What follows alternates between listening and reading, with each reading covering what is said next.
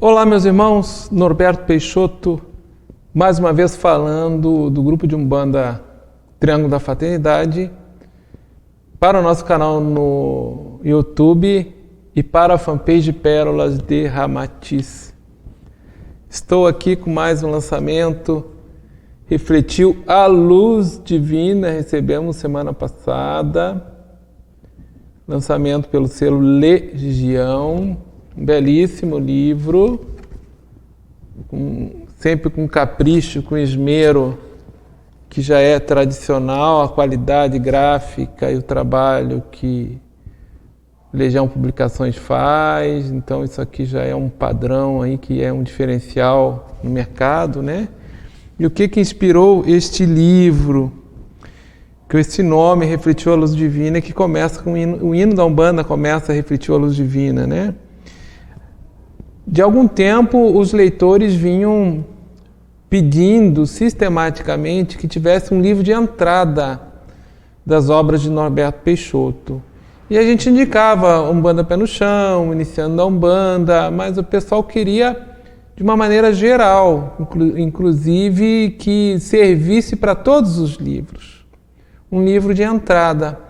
Então, diante dessa solicitação, final do ano passado, dezembro e janeiro, a gente se dedicou a esse projeto e conseguiu pegar todas as obras e organizar esses conteúdos em 4 eixos temáticos.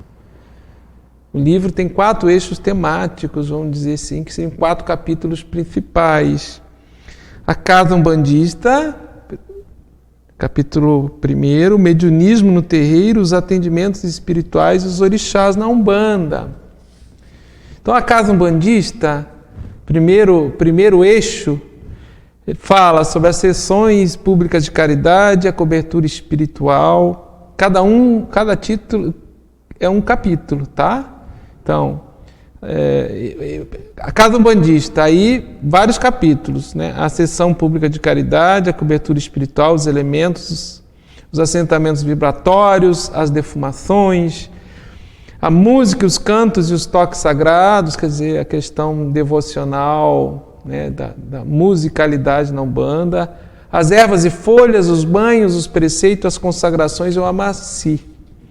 Segundo eixo, o mediunismo no terreiro. Então, o que é mediunidade, a mecânica de incorporação, o que acontece no transe mediúnico, a forma de apresentação dos espíritos, as linhas de trabalho, o médium iniciante, a corrente mediúnica, os caboclos desenvolvedores, os atributos do médium equilibrado, a lição do preto velho. Terceiro eixo, os atendimentos espirituais, a mediunidade ativa, o desenvolvimento mediúnico, os principais tipos de passes à distância, preces e irradiações, o médium diante da desobsessão dos aconselhamentos individuais, os ensinamentos e as orientações dos guias espirituais, casos verídicos, relato de casos verídicos de atendimento do terreiro, todo efeito tem uma causa. E o quarto e último eixo, orixás na Umbanda. O que são orixás, guias e falangeiros? Ori, a sede da alma. A coroa divina, orixás e ori e a regência dos orixás. Exu, organizador e mensageiro cósmico. Os regentes dos elementos planetários. Então, a ideia desse livro é ele servir de um livro de introdução, né?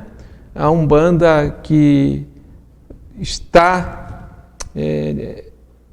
analisada, descrita através de tantos anos de vivência nas obras de Norberto Peixoto.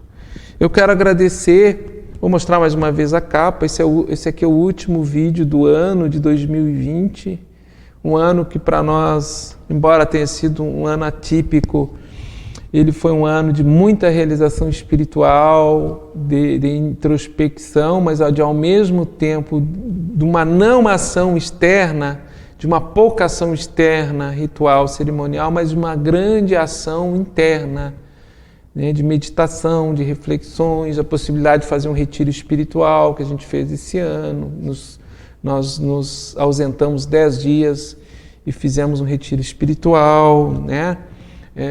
Na mata, ficamos numa pousada na mata, enfim. Então foi um ano muito positivo.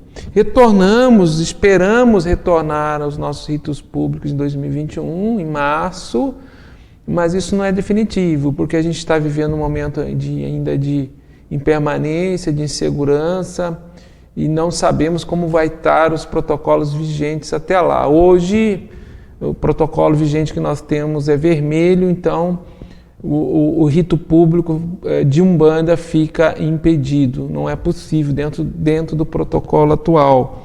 Mas independente de qualquer condição de vacinação, assim que o protocolo permitir, a partir de março nós retornaremos, né, com novidade em nossos ritos públicos, no nosso calendário litúrgico anual.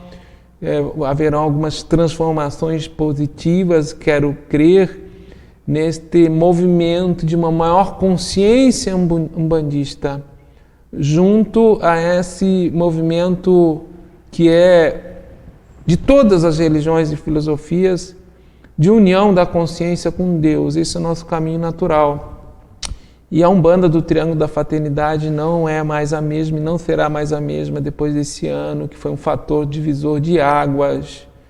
Nós pudemos, em função do afastamento dos rituais públicos, pudemos perceber, intuir e captar do plano espiritual aquilo que nós temos que modificar por um melhor encaminhamento da expansão das consciências dos adeptos, dos devotos e daqueles que frequentam o Triângulo da Fraternidade. Mas foi um ano muito positivo, independente desse momento de instabilidade da pandemia, que a gente vê isso com compaixão, vibrando, né, que passa esse momento, mas com equanimidade, com serenidade, porque tudo está certo na casa do Pai.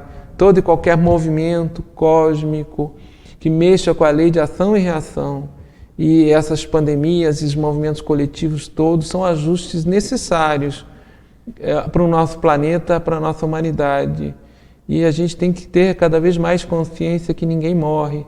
Nós somos espíritos eternos, nós trocamos de roupa, trocamos de paletó, né, entre uma vida e outra, mas a gente é consciência eterna, rumo ao infinito. Então foi um ano muito positivo, meu profundo agradecimento a todos os que nos acompanharam, os apoiadores, tanto nas redes sociais como o Corpo Mediúnico que esteve presente nos nossos encontros internos e nas meditações online que a gente fez através de conferências online. O pessoal me pede muito a questão da regência de orixá. Eu não faço mais nenhuma leitura de regência de orixá para o ano, eu já fiz baseado na astrologia, mas de 4, 5 anos para cá eu parei, porque eu cheguei à conclusão que isso é muito relativo. A regência de orixá, acima de tudo, ela é individual, né? Depende do momento de vida de cada um, e todos os orixás, como expansões plenárias de Deus e senhores regentes dos elementos planetários, ar, terra, fogo e água, que também estão em nós, em estados de consciência, estados emocionais que vibram em nós através da composição dos nossos corpos, físico, etérico, astral, através dos átomos dos elementos etéricos e astrais, vibram em nós também com força e principalmente através do nosso ori, esses atributos dos orixás o tempo todo. Então eu cheguei à conclusão que estava sendo inócua, não tinha um porquê de eu continuar com essa leitura, com essa análise, embora em um ou outro momento a gente sabe que tem um arquétipo coletivo de orixá, de sagrado que prepondera, mas isso é muito dinâmico, se modifica muito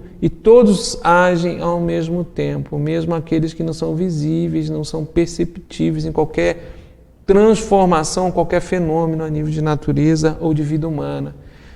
Enfim, alegria, vamos iniciar o ano com o pé direito e só podemos agradecer o Criador pela saúde, pela consciência, pela nova consciência que estamos interiorizando, solidificando, e mantenhamos a nossa concentração, a nossa vigilância na equanimidade, na serenidade, na confiança nos desígnios do alto, que Deus provê, Deus sabe, Deus é, pela sua onipotência, pela sua onisciência, independente de religião, de doutrina, de filosofia, Ele que é onipenetrante em tudo no cosmos, no macrocosmos, no microcosmos, é perfeito amor, misericórdia, compaixão. Então confiemos e tenhamos a convicção, pela experiência direta, aqueles que assim o podem, através da meditação,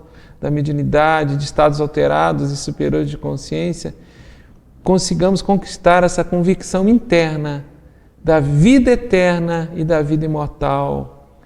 Nem o fogo, nem a água, nem a faca, nenhum elemento atinge o espírito mortal. A morte não existe.